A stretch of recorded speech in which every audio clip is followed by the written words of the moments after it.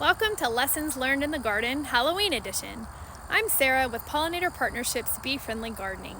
I've been spellbound by my garden lately as summer gives way to fall. If you're looking to get the most out of your garden this season, here are a few tips that'll help your garden go from scary to spook-tacular. First up, gaps in bloom time. You know when your garden looks amazing for a few weeks and then poof, it's like a haunted house with no life? I noticed those gaps, especially in early spring and late summer. It was like my garden had a spooky lull. But here's the trick. Timing is everything. Some plants bloom at certain times, and if you're not planning for those quiet periods, your garden can look pretty bare-boned for a while, failing to provide critical food resources for pollinators and other wildlife. It's all about making sure you've got something blooming in every season. Which brings me to lesson number 2, filling in the gaps. Consider visiting botanical gardens and native plant nurseries to get some spooky good inspiration. A little Halloween hack: visit at different times of the year. Make a spring trip, pop back in during the height of summer, and go in the fall. You'd be amazed at what's still alive and kicking. By seeing what's blooming in different seasons, I could really get a sense of what might work in my own space. Make a note of when the local native plant sales happen so you're ready to hit them up next year. Those sales can help you fill in your gaps with plants that are native, hardy, and well suited for your garden's climate.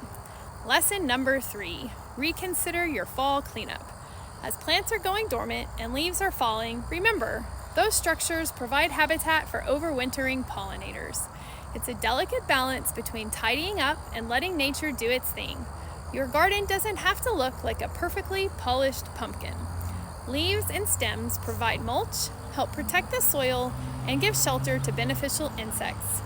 Those flower seed heads become important food sources for birds. Leave some of that wild in your garden. The nectarmancers will appreciate you for it. So those are my 3 big lessons this year. Pay attention to those bloom gaps, fill them in by checking out what's working in local gardens, and maybe let your garden get a little spooky in the fall. Gardening isn't just about planting, it's about learning and adapting to nature's rhythm.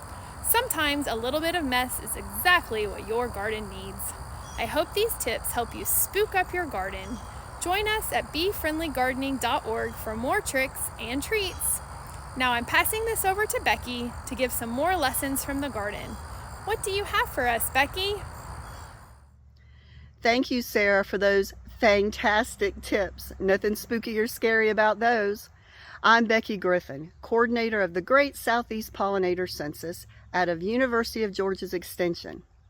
Let's keep these creative lessons going as to prevent our gardens from turning into a ghost yard for pollinators this spring. Lesson number 4, take notes. Grab your gardening journal and jot down every plant that did well in your garden.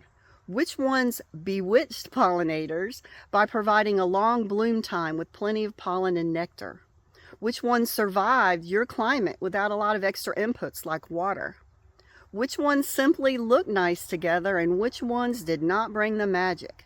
These notes will help you this spring as you plan a garden expansion or plan on visiting some of those great local plant sales that Sara was talking about earlier. All right, lesson number 5. Evaluate your garden's performance. Was your garden buzzing with life this year, or was it kind of eerie and empty?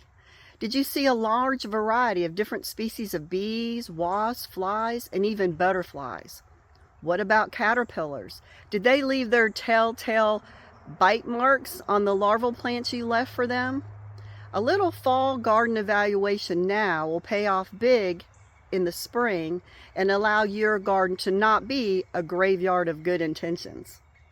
Finally, number 6, consider a soil test. And this is where we dig in the dirt literally, because lurking underneath that top layer is all sorts of information on the nutrition you're providing your plants. Your local cooperative extension office can help you perform a soil test, interpret the results with you, and even give you some local native plant advice when you start expanding your garden.